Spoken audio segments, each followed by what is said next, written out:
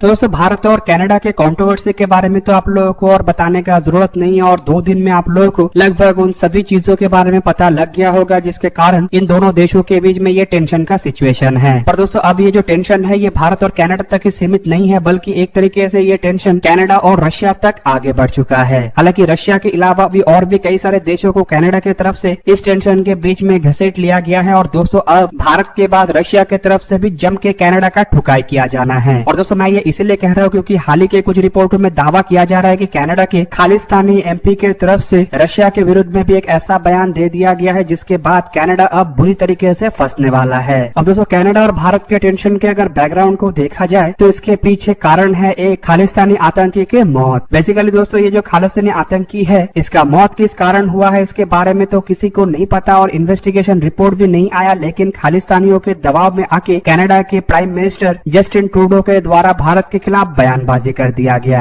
और दोस्तों इसके बाद केवल मात्र ये टेंशन ही नहीं हुआ, बल्कि अब जिन खालिस्तानियों के दबाव में कनाडा के प्राइम मिनिस्टर भारत विरोधी बयान किए दिए थे वही खालिस्तानी के तरफ से कनाडा को अब इस तरीके से फंसा दिया गया कि जिससे बाहर निकालना कनाडा के लिए मुश्किल हो जाएगा। दोस्तों यहाँ पे आप लोगों की जानकारी के लिए ये भी बता दूं कि ये जो जगमीत सिंह है वो असल में कनाडा में न्यू डेमोक्रेटिक पार्टी का लीडर भी है और इसी पार्टी के समर्थन में जस्टिन ट्रूडो का सरकार भी टिका हुआ है। बेसिकली दोस्तों इसी समर्थन को बरकरार रखने के लिए जस्टिन ट्रूडो के द्वारा भारत विरोधी बयानबाजी किया गया, लेकिन ये खालिस्तानी नेता जगमीत सिंह के तरफ से अब रशिया को घसीट के एक ऐसा काम कर दिया गया जिसका खामियाजा कनाडा को लंबे समय तक भुगतना पड़ सकता है। भारत के खिलाफ बयानबाजी करने के बाद अब जगमीत सिंह के तरफ से भारत के पक्के दोस्त रूस को भी कनाडा के आंतरिक मामले में दखलंदाजी करने का आरोपी कह दिया गया। और दोस्तों ये बयान देके एक तरीके से जगमीत सिंह ने कनाडा के जो बर्बादी है उसका पूरा इंतजाम कर दिया है। अब दोस्तों रूस तो पहले ही कनाडा के ऊपर भड़का हुआ था क्योंकि कनाडा ऑलरेडी एक नेटो का मेंबर होने के साथ साथ रशिया और यूक्रेन के लड़ाई के लिए यूक्रेन को सपोर्ट भी कर रहा है और कुछ रिपोर्टों में दावा किया जाता है कि कनाडा की तरफ से भी आर्थिक समर्थन के साथ साथ हथियारों को लेकर भी यूक्रेन को सपोर्ट किया जा रहा है और इसी कारण की वजह से कनाडा के ऊपर रशिया पहले से ही भड़का हुआ था। लेकिन जगमीत सिंह के इस बयान के बाद अब रशिया कनाडा को जम के धोएगा।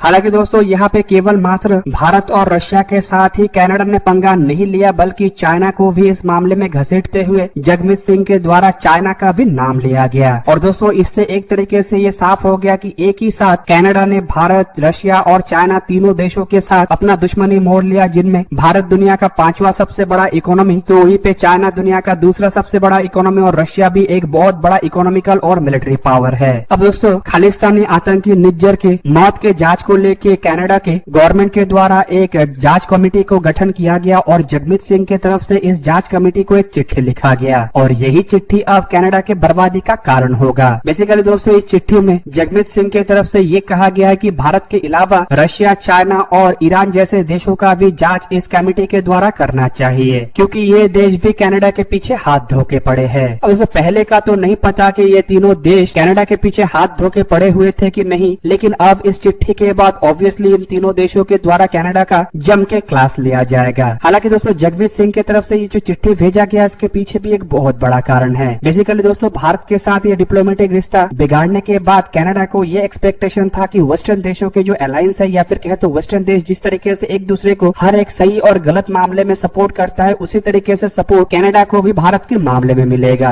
पर ना ऑस्ट्रेलिया, ना अमेरिका और ना ही ब्रिटेन के द्वारा कनाडा को समर्थन दिया गया। ऊपर से अगर देखा जाए तो अमेरिका के कई सारे वरिष्ठ अधिकारी और कई सारे थिंक टैंक की तरफ से तो ये कहा जा रहा है कि कनाडा की तरफ से ऐसा बयान नहीं देना चाहिए था और बिना सबूत का कनाडा की तरफ से जो बयान दिया गया वो असल में आग के साथ खेलने के बराबर है। इवन कई सारे एक्सपर्टों का तो ये भी मानना है कि इसके बाद कनाडा का हालत बहुत ही खराब होने वाला है क्योंकि कनाडा आग के साथ खेलना शुरू कर दिया है और इससे कनाडा का हाथ तो अवश्य जलेगा। अब ऐसे में दोस्तों कनाडा अगर भारत के साथ इस मामले में चाइना, रशिया, ईरान जैसे देशों को एक साथ घसीटता है तो ऑब्वियसली कनाडा को एक्सपेक्ट है कि वेस्टर्न पावर कनाडा का समर्थन करेगा क्योंकि दोस्तों चाइना, ईरान और रशिया के मामले में पूरा जो वेस्टर्न खेमा है वो एक तरफ एकजुट बना हुआ है। हालांकि दोस्तों यहाँ पे भारत होने के कारण कई सारे वेस्टर्न देश तो ऑब्वियसली इस मामले से अपने आप को दूर रखेगा, खास करके बड़े देश जैसे कि ब्रिटेन, अमेरिका, ऑस्ट्रेलिया, फ्रांस जैसे देश किसी भी तरीके से ऐसे मामले में हस्तक्षेप करना नहीं चाहेगा क्योंकि इससे उनका रिश्ता भी भारत के साथ खराब हो सकता है और फिलहाल के कंडीशन में कोई भी देश भारत के साथ अपने रिश्ते को खराब नहीं करना चाहता है। अब दोस्तों जस्टिन ट्रूडो की तरफ से ये बयान देके एक तरीके से कह सकते हैं कि अपने करियर का बर्बादी का शुरुआत कर दिया गया है और दोस्तों जस्टिन ट्रूडो का तो बेइज्जती भारत में में दो बार हो चुका है। हाल ही में जब G20 के मीटिंग में जस्टिन ट्रूडो भारत आए थे तब जो बेइज्जती हुआ, उस बेइज्जती को जस्टिन ट्रूडो झेल नहीं सके और एक तरीके से इसे पर्सनली लेते हुए जस्टिन ट्रूडो की तरफ से ये काम किया गया। तो वहीं पे दोस्तों चाइना के प्रेसिडेंट शी जिनपिंग की तरफ से भी पिछले बार के G20 के मीटिंग के दरमियान जस्टिन ट्रूडो का बेहतरीन तरीके से बेइज्जती किया गया था और उस दरमियान एक तरीके से जस्टिन ट्रूडो तो पूरा बेइज्जत होकर लाल हो गए थे। अब दोस्तों देखना यह है कि अब रशिया की तरफ से कैसे कदम उठाया जाएगा। और दोस्तों मेरा मानना है कि रशिया का जो कदम होगा वो भारत से भी कड़ा कदम होगा। हालांकि भारत की तरफ से अब तक सही ढंग से कदम नहीं उठाया गया है, लेकिन भारत जब अपना कदम उठाएगा तो उस कदम के नीचे कनाडा को अवश्य मस लेगा। तो आप लोगों को क्या लगता है कि अब कनाडा का हालत क्या होने वाला है? कमेंट करके अपने राय अवश्य दीजिए। दोस्तों आज के इस वीडियो को यहीं पे ही करते समाप्त। किसी और एक दिन किसी और एक वीडियो में मिलेंगे, तब तक के लिए जय हिंद, वंदे मातरम।